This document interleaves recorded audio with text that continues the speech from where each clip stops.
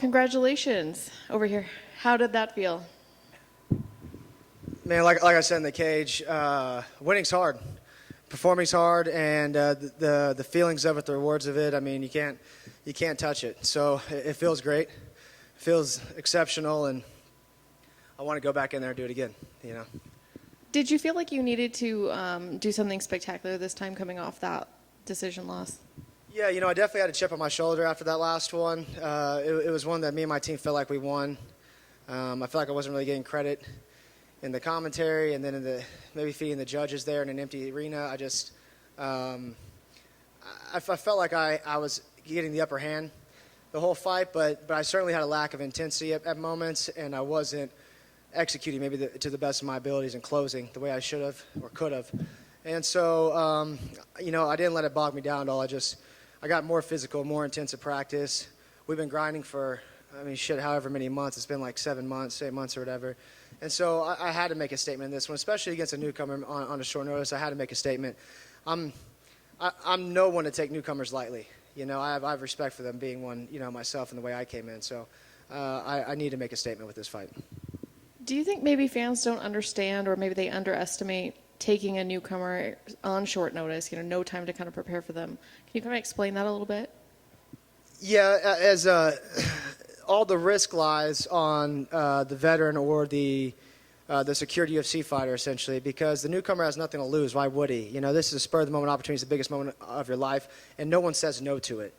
You know, I certainly didn't. You know, and you don't think twice. And then you go in there, and you go in there full-fledged. I mean, you saw him come in heavy. He was very excited, very, very zealous to take my head off. And that's a newcomer's edge, is sort of reckless abandonment and a fear of nothing, really. Was there any hesitation to take it because of that?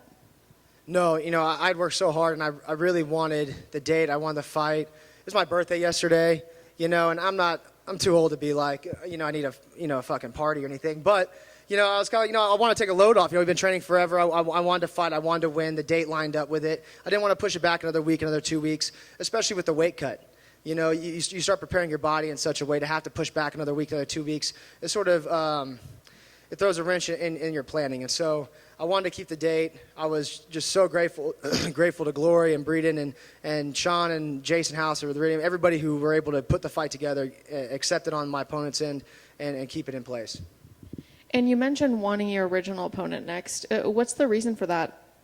I was prepared for him. We were in an 8-week camp for the guy, you know, 8, 9 weeks.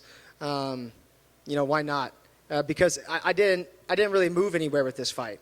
You know, so it was again, the newcomer gets all the advantage in a fight like this. I mean, certainly I love, again, you don't take any wins for granted. You know, I know better than to do that. And so a UFC win's a UFC win, but I prepared for someone for a long time now. I'd like to get that fight. He's a top 20 prospect, and Leonardo Santos, he's 7-1 in the UFC. He's a formidable opponent. And then it kind of bridges just in the trajectory that we had afterwards, then facing top 15 again and going back on the run.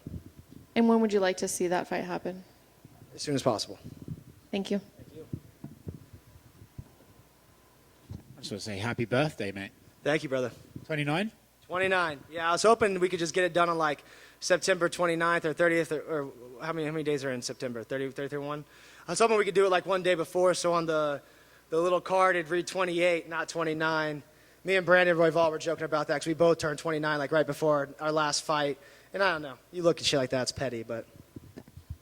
It's a good way to celebrate it, even if you don't party anymore, which is outrageous, you know. No, I do party. I just meant like I don't need people, you know, saying happy birthday and everything, but I'm going to party my dick off tonight. I'm going to have a great time, yeah. I'm having an awesome time. I tell you what, in Vegas, that might literally happen. The doctor's in line. Only one for me.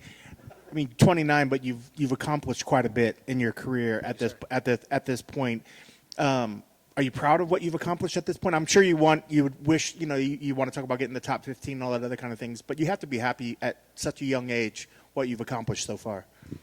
Yeah, you know, and I'm grateful for, you know, some interviews such as this one to kind of remind me of that. You know, so thank you, because it's really easy to start comparing yourself.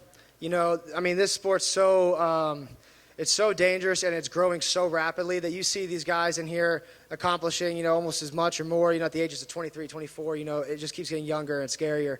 And sometimes you're like, man, I need to pick my shit up. I need to hurry up. I need to get more active.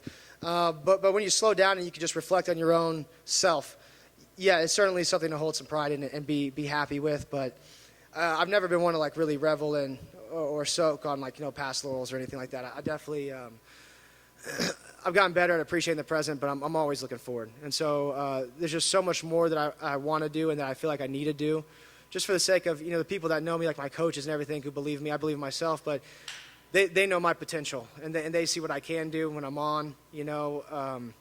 And so I need to live to that. I need to do that before I really feel good about things. And speaking kind of like that, us that are much, much older than you, birthdays it's just another day. It's just another year.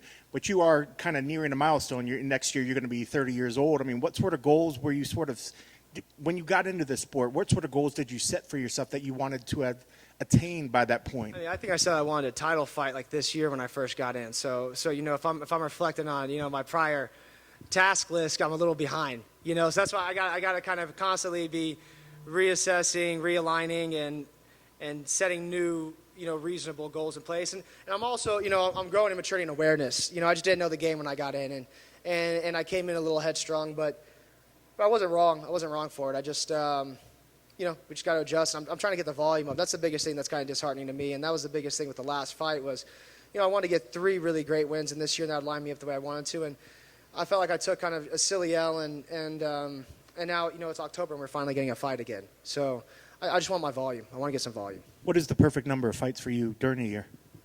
3 to 4. 3 would be great. 3 would be an excellent year. 3 victories.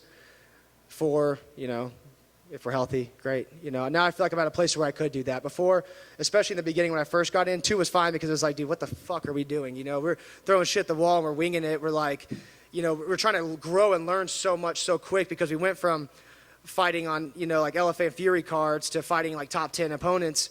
And we're like, we're really trying to bridge this huge gap in a short amount of time. So it's like, yeah, maybe give me 6 months. Cool. Now I feel like we've evolved enough to where, hey, let's rack out some fights, 4 fights. Well, and you speak of that, you speak of the involvement, and you talked about how you came in pretty headstrong. I think most of us assume everybody in this sport, you have to be headstrong right to do what you do.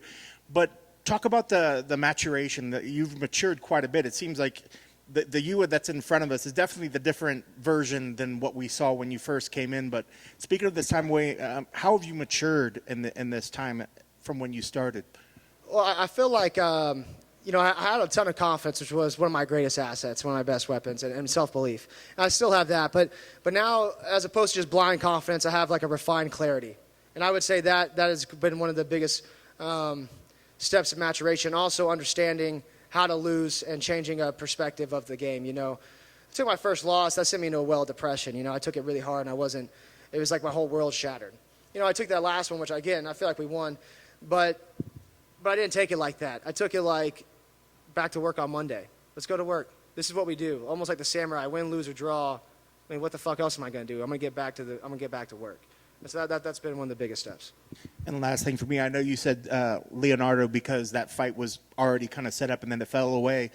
But if they offer you another fight that the trajectory is the right, you'd be more than happy for that one as well? Or do you? Yeah. Does it have No, to be it doesn't have to be him. It doesn't have to be him. I was just kind of hoping with him as well that it might happen sooner because, again, everybo's asking to fight in December, or by the end of the year rather. And with this fight, maybe we could because he was supposed to have a fight. It fell out, so he kind of needs a fight, and I was the fight. So, but I'll take anybody.